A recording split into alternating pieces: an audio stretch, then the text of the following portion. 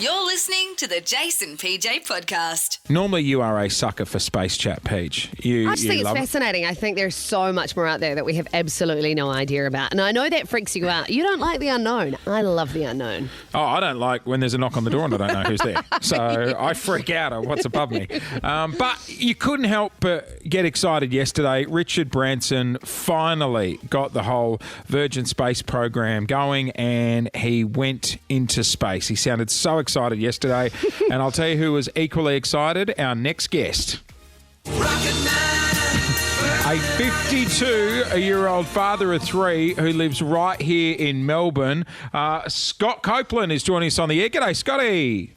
Hey, good morning. How you going, guys? We're good, mate. Well, Now, Scotty, this is amazing. the reason why you were so excited yesterday is because you are actually a ticket holder to go on the Virgin spaceship. That's right. Yeah, the whole experience watching that yesterday with Sir Richard going up, that was just absolutely surreal. It's just hard to get my head around that that's going to be me very soon.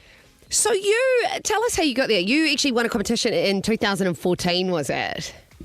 Yeah, so Virgin Australia, they had a promotion they called Upgrade to Space Class. And when I first saw the email in the inbox, I thought, oh, okay, so I can win an upgrade on my next flight I thought that meant upgrade to first class or something. So I thought, I'll have a look at that. Then you read the fine print, it's like, hey, hold on, you're going up in Virgin Galactic, so that's sort of, that's just another level, right? So, so I threw put my entry in and had to, they did ask, though, what would you do to win a seat on Virgin Galactic? So I just sort of said, I'll reach out and see if I can contact my grade 5 teacher and tell her I really will be an astronaut. And I just left it at that, so I left it a bit to their imagination. Yeah. And you ended up winning it. That's amazing. What would it be worth, Scott? I believe you've got to pay $250,000 US, so probably 330 Aussie, I guess, if at current exchange rate. So will you be sitting on a flight with people who have paid or other winners? Because it'd be a bit of an awkward chat. Yeah. Oh, yeah, we dished out over $200K and I got it for free. Yeah, I've met a lot of these people who have paid because I've actually got invited to go to their facility and, they couldn't believe that I got it for free. I don't know.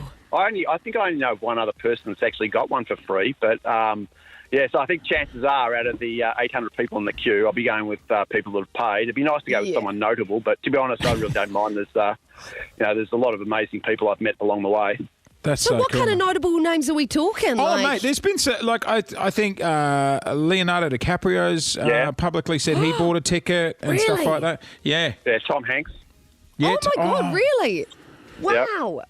I'll be honest, I don't think it's going to be a situation like a flight to Sydney where no one's sitting next to you and you're like, God, I hope the seat's empty. Anyone getting on? I think it's going to be a full house. Should be tight. Yeah, so you can fold the seat down and lie across through. I don't think that's going to happen. Hey, Scott, what's the timeline, have you been told? Like, have they given you a rough estimate of when it's going to commercially start flying? Yeah, not yet. So what they have said is they expect, with the successful test flight on the weekend, that they should start commercial operations right at the start of 2022.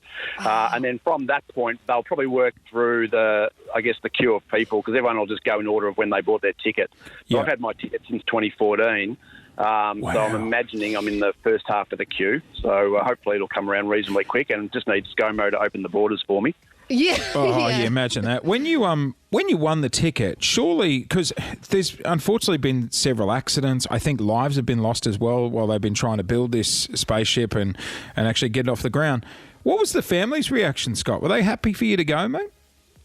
They were, but I think once we understood the detail of that setback they had, I think that was because that was actually pilot error rather than like the engine exploding. Right. Yeah. And it was actually not even a Virgin Galactic pilot. It was one of the pilots from the company that built the ship. So, look, it was really unfortunate, and I know it's set back the program for years.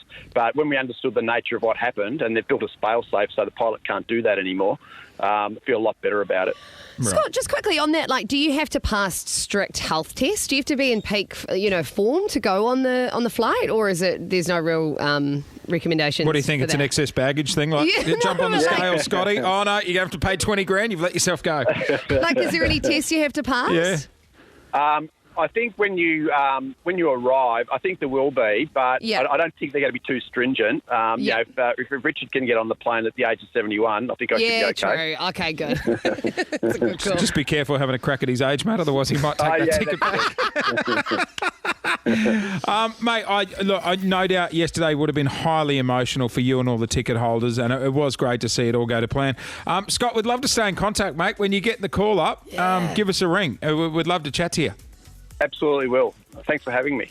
No Thanks, worries. Scott. Good on you. There he is. That is Scott Copeland, dad of 3, right here in Melbourne, who is a ticket holder to go up on the Virgin spaceship. If you got a free ticket, would you go? Yeah, I think you'd have to. Yeah, Then you'd again, feel rude to turn it down, wouldn't you? What's the flight time? I mean, I get bored going to Sydney, you know me. You get bored. I don't think they're doing move. I'd be the one that hit out of space and be like, ladies and gentlemen, zero gravity, and I'm like, I'm in the middle of a Modern Family yet. Really? Can we just? There's heaps of other content you can listen to. Check it out now on our podcast feed. This is the Jason PJ Podcast.